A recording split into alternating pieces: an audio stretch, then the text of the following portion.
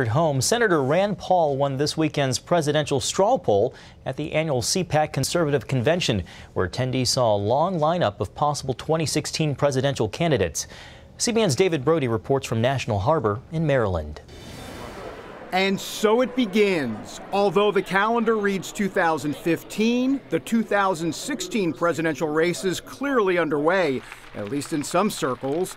Among the big names making their way to the stage, Rand Paul, Ted Cruz, Chris Christie, Marco Rubio, Rick Perry, and many more. But it's Wisconsin Governor Scott Walker who is trending, as they say today.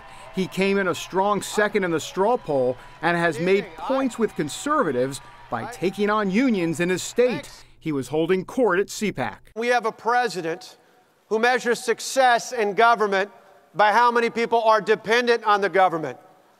We should measure success by just the opposite, by how many people are no longer dependent on the government.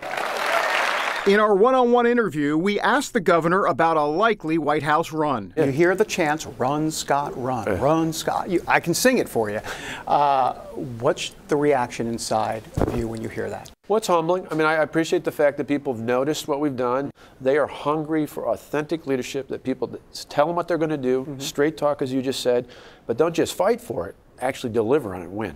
There are a lot of big storylines here at CPAC. One of the biggest centers on Jeb Bush. It looks like he is going to run for president, but he supports controversial policies like Common Core educational standards and comprehensive immigration reform. So the question here at CPAC, how will Jeb Bush be received? Please welcome to the stage Governor Jeb Bush. Both cheers and boos greeted him as he came out, and a small number even walked out of the room. For Bush, this became an opportunity to explain himself to a somewhat skeptical base, especially on immigration. The simple fact is there is no plan to deport 11 million people.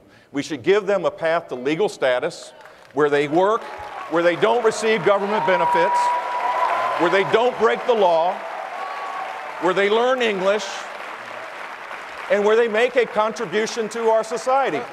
That's what we need to be focused on. And what about a third Bush running for president? I think he's out of touch. You know, obviously when you grow up in a family like that much power, I mean, your father's the president, your brother's the president, you just kind of get out of touch. You know, you're kind of a different echelon than everyday people like you and I.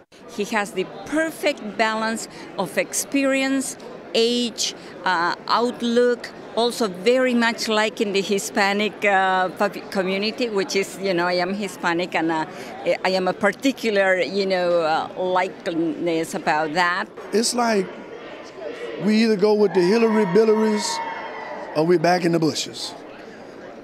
I don't think it's going to go that way. I think that there's going to be some upsets and some surprises in this election. Upsets and surprises could be commonplace in one of the largest Republican lineups ever seen by the party's faithful.